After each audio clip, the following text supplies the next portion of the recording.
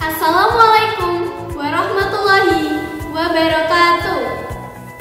Salam literasi, ayo membaca. Perkenalkan, nama saya Yulia Dwi Ristina dari SMP Negeri 3 Rembang dengan Ibu Guru Pembimbing Ibu Kristian dari Hena SPD akan mempersembahkan sebuah karya ilmiah remaja yang berjudul Pengaruh Serbuk Daun Tori atau Sesbania grandiflora terhadap jentik-jentik nyamuk sebagai pengganti obat secara alami. Sahabat FGLSN, marilah kita di tengah pandemi Corona 2019 ini kita tetap semangat dalam belajar meskipun dari rumah, memanfaatkan waktu untuk melakukan percobaan dan penelitian agar tetap meraih prestasi. Dan jangan lupa ya untuk selalu disiplin mematuhi protokol kesehatan, yaitu memakai masker, selalu cuci tangan, menjaga jarak, dan hindari kerumunan. Sebelum lanjut ke video selanjutnya, jangan lupa untuk komen, like, share, dan subscribe ya teman-teman. Di Kabupaten Rembang merupakan daerah pantai yang banyak terdapat populasi nyamuk. Sebagai salah satu hewan yang dapat menyebarkan penyakit demam berdarah yang berbahaya karena bisa mematikan, terutama di awal musim penghujan seperti sekarang ini. Jumlah nyamuk luar biasa karena berkembang biak sangat cepat. Nyamuk pada umumnya mengalami metamorfosis sempurna atau holometabola, yaitu stadium telur, larva, pupa, dan dewasa yang menyelesaikan daur hidupnya selama 7-14 hari. Tahapan ini memerlukan dua habitat yang berbeda, yaitu lingkungan air atau akuatik dan di daratan atau terestrial. Jentik adalah tahap larva dari nyamuk. Jentik hidup di air dan memiliki perilaku mendekat atau menggantung pada permukaan air untuk bernafas. Jentik menjadi sasaran dalam pengendalian populasi nyamuk yang berperan sebagai vektor penyakit menular melalui nyamuk seperti malaria dan demam berdarah. Tumbuhan turi atau yang dikenal dengan nama ilmiahnya Sesbania grandiflora tersebar di wilayah Indonesia.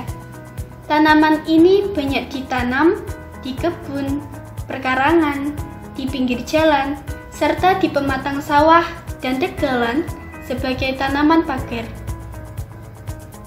Turi merupakan pohon yang berkayu lunak dan berumur pendek.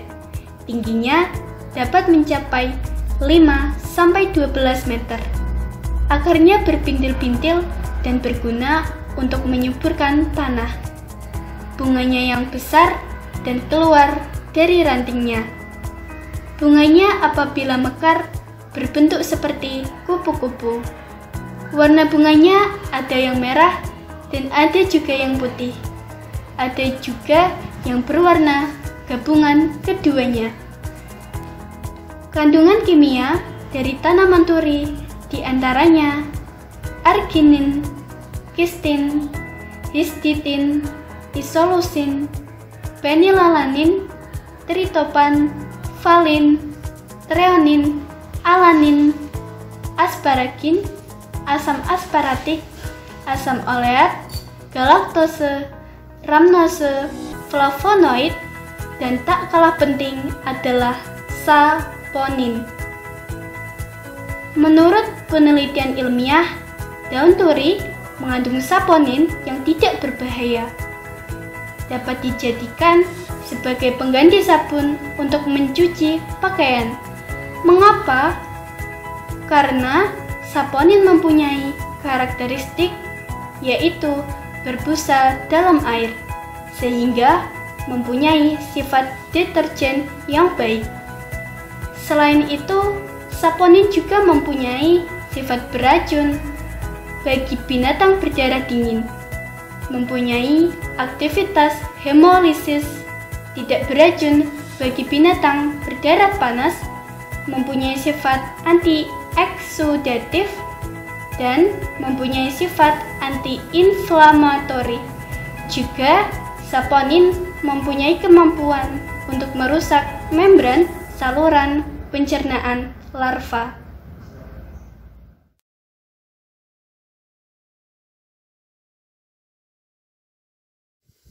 Berdasarkan referensi yang kami dapatkan dari internet, ada dua hal. Yang pertama, berdasarkan penelitian yang dilakukan oleh Wilda Amananti dari Politeknik Harapan Bersama Tegal, bahwa daun turi mengandung saponin. Yang kedua, berdasarkan penelitian yang dilakukan oleh Azidi Irwan, mengatakan bahwa saponin dapat mempengaruhi perkembangbiakan larva nyamuk. Berdasarkan penelitian keduanya, maka saya ingin mengaplikasikan antara kandungan saponin pada daun turi dan pengaruh saponin terhadap jentik nyamuk menjadi sebuah karya ilmiah dengan tujuan untuk mengenalkan bahwa serbuk daun turi dapat digunakan sebagai abate herbal pengganti abate yang berbahan kimia yang biasanya dijual di apotek.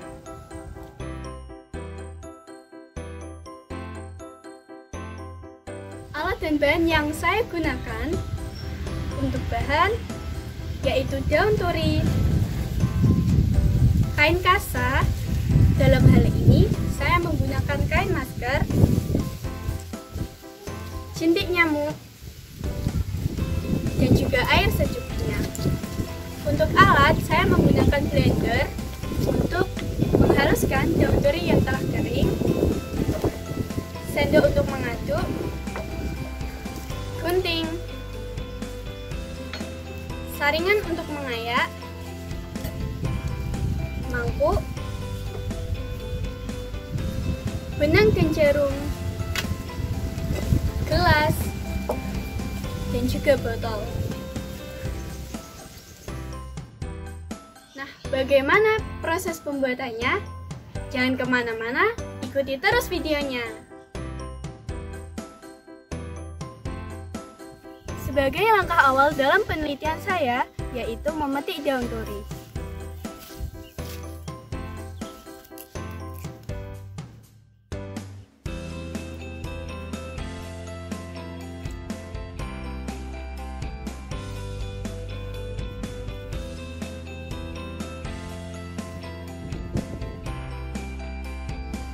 Setelah kita memetik daun turi, langkah selanjutnya yaitu memisahkan daun turi dari tangkainya.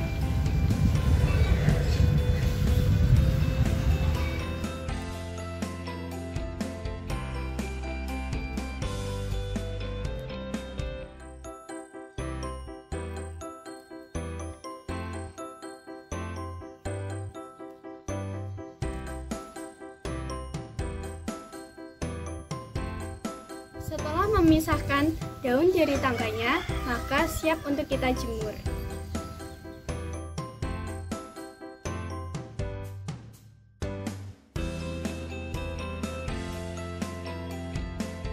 Kita tunggu beberapa hari hingga kering. Sahabat FGLSN, inilah hasil daun turi yang telah saya keringkan selama 3 hari. Dan hasilnya masih belum begitu kering dan harus dijemur beberapa hari lagi.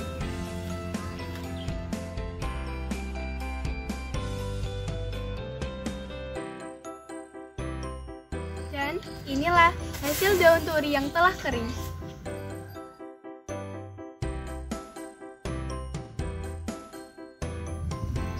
Langkah selanjutnya yaitu menghaluskan daun turi yang telah kering menggunakan blender.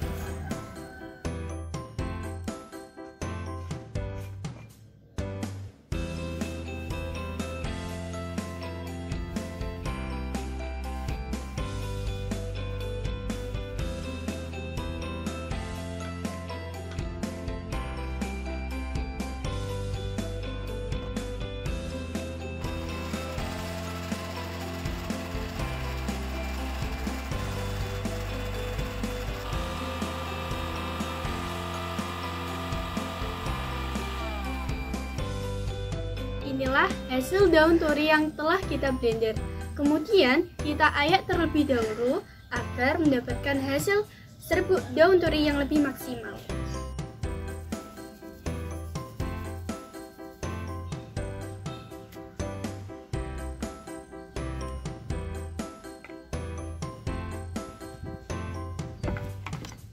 Inilah hasil daun tori yang telah kita blender dan yang telah kita ayak. Nah, sebelum lanjut ke proses selanjutnya, kita ikuti dulu bagaimana cara pengujian saponin yang terdapat dalam daun tori. Untuk membuktikan bahwa adanya saponin pada serbuk daun tori, caranya kita ambil gelas, kemudian kita masukkan air,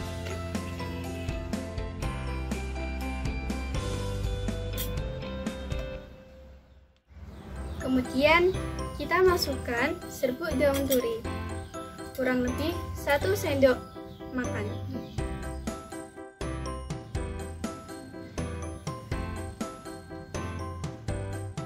Kemudian kita aduk.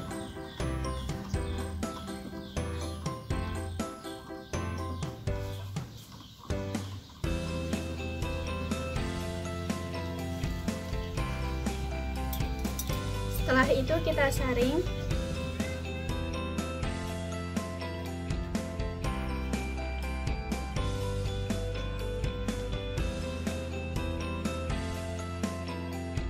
Kemudian kita masukkan ke dalam botol.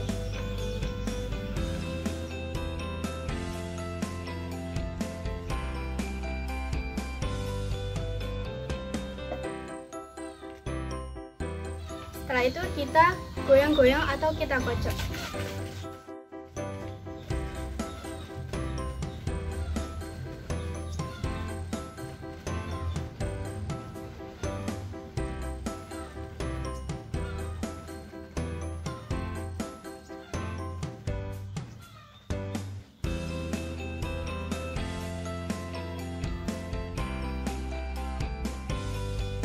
Nah, di sini kita bisa lihat pada permukaannya terdapat buih-buih. Sahabat, inilah yang membuktikan bahwa adanya saponin pada serbuk daun tori. Nah, setelah terbukti bahwa serbuk daun tori yang telah kita buat mengandung saponin, maka kita lanjutkan dengan membungkus serbuk daun tori menggunakan kasa. Langkah yang harus kita lakukan, memotong kain masker. Kita potong bagian pinggir terlebih dahulu.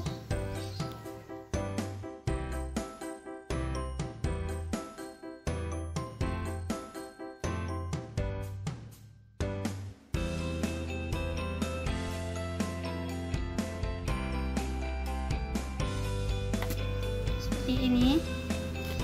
Nah, kemudian jangan lupa kita ambil kawatnya.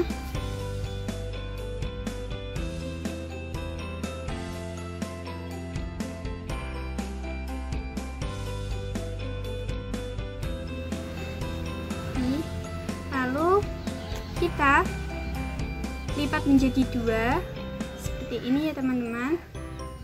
Kemudian kita potong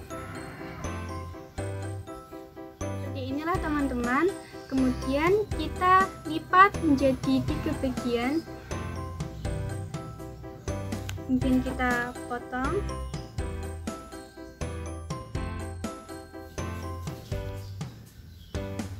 Seperti ini ya. Kemudian langkah selanjutnya kita jahit menggunakan jarum dan benang. Kita jahit bagian pinggirnya terlebih dahulu.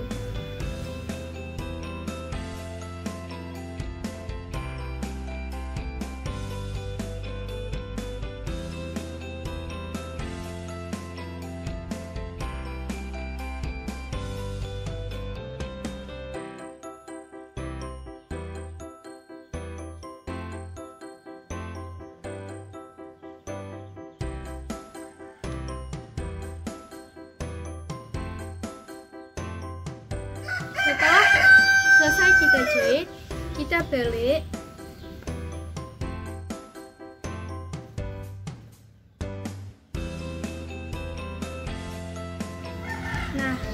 Setelah jadi seperti kantong, berarti siap untuk kita gunakan sebagai wadah serbuk daun turi. Kemudian kita masukkan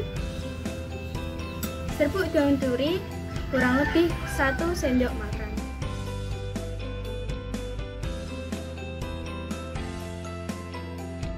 Setelah kita masukkan serbuk daun turi ke dalam kantong, kita ambil tali dari masker yang kita potong.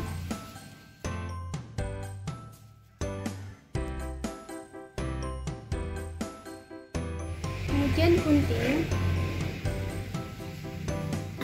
seperti ini. Kemudian kita jahit kembali bagian kantong.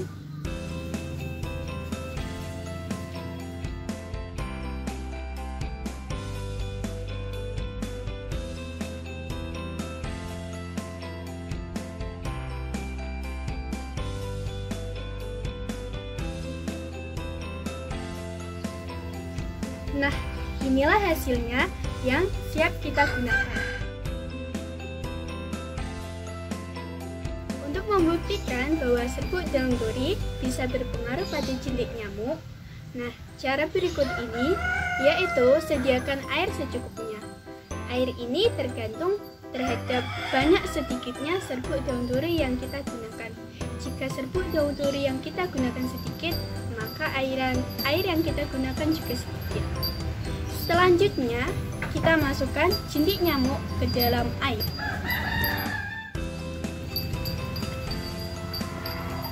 Setelah itu, kita masukkan serbuk daun turi ke dalam air. Kita tunggu beberapa saat karena masih ada proses pengamatan. Jangan kemana-mana dulu ya. Setelah kita tunggu beberapa saat, mari kita amati.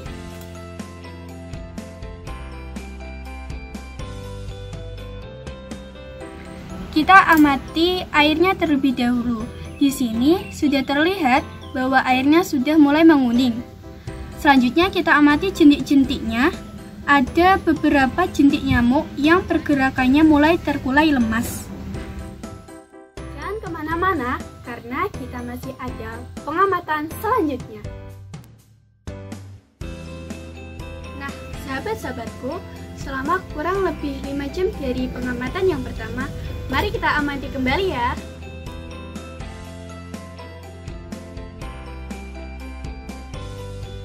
Ternyata sudah ada beberapa jentik nyamuk yang mati.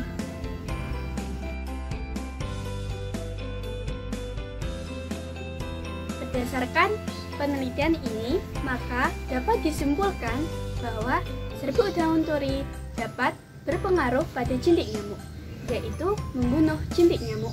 Dan sebagai abate herbal yang ramah lingkungan, pengganti abate berbahan kimia yang biasanya dijual di apotek maupun toko obat. Demikianlah karya ilmiah remaja yang dapat kami persembahkan. Dengan harapan, semoga karya ilmiah remaja kami dapat bermanfaat bagi kita semua. Salam literasi, ayo membaca. Wassalamualaikum warahmatullahi wabarakatuh.